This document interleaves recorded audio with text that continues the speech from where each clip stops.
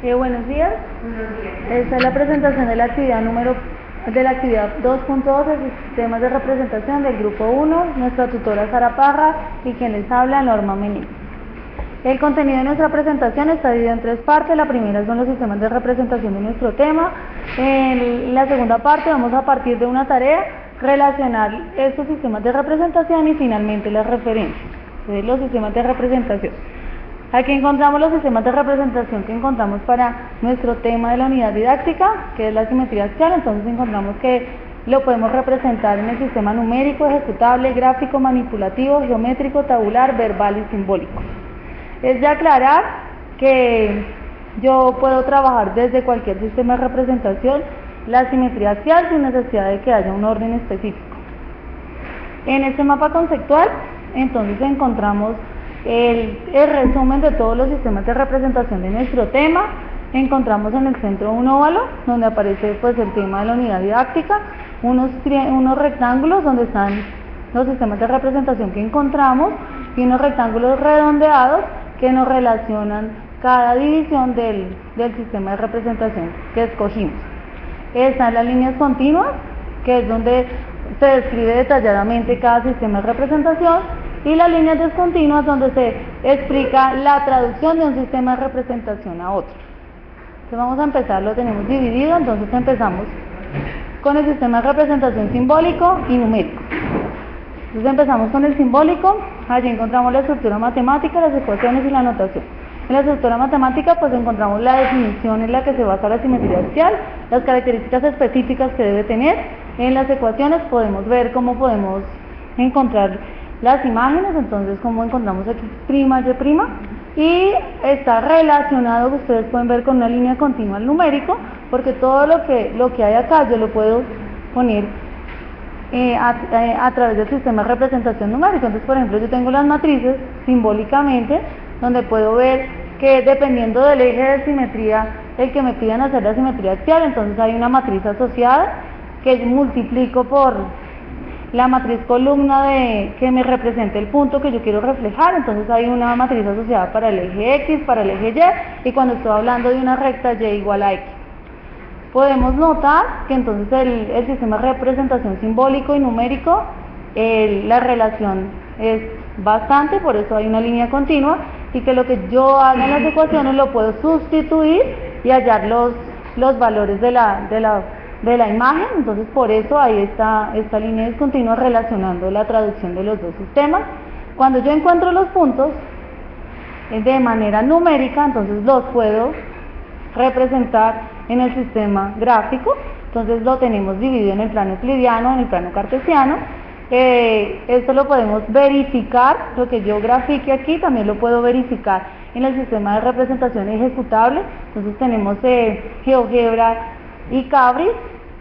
Podemos notar también que yo puedo ubicar los valores en el sistema de representación tabular.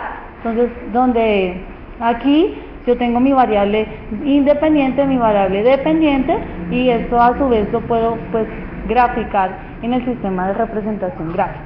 Puedo notar que en el sistema de representación geométrico tengo la definición que tenían en la estructura matemática que tenían en el sistema de representación simbólico. Entonces yo puedo constatar esta definición en esta representación geométrica.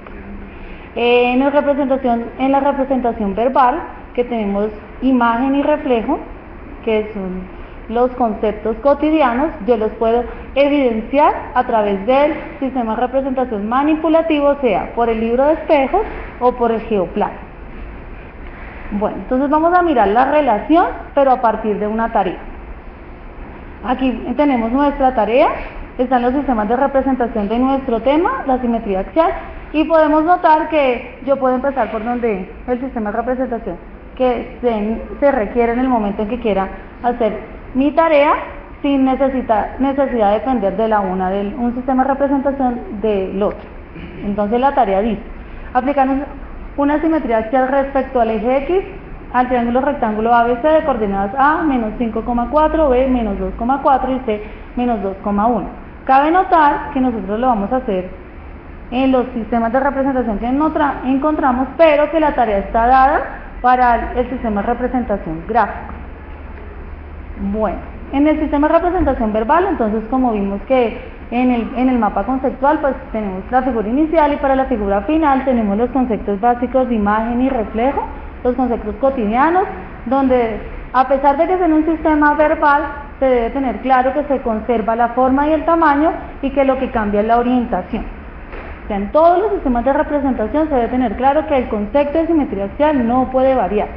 Entonces el sistema de representación simbólico para nuestro tema, entonces en este caso para la tarea sería un triángulo rectángulo que es ABC con sus vértices ABC o una figura reflejada ABC' y sus vértices A', B', C' en un plano cartesiano que se representa en R2 y sus coordenadas X y Y. Podemos trabajar nuestra tarea en un sistema de representación manipulativo que es el geoplano, 25 puntillas separadas a 1 centímetro cada una. Entonces yo puedo notar que mi tarea dice que hay un eje de simetría, entonces como ahí no voy a poder ubicar coordenadas, pero sí puedo ubicar un eje de simetría y como vimos cuando vimos el mapa conceptual, notamos que yo puedo relacionar el sistema de representación verbal con el manipulativo, entonces yo puedo construir mi figura y decir que la voy a reflejar como con la palabra reflejo, imagen, conservando la distancia en mi eje de simetría. Bueno, el sistema de representación numérica. Esta tarea nosotros hallamos los puntos reflejados a partir de este sistema. En este caso lo hallamos usando la matriz asociada al eje X, porque la tarea está al eje X, multiplicándola, como les había dicho, con la matriz columna de mi punto A y así poder hallar el punto A'. Lo mismo con B y con C.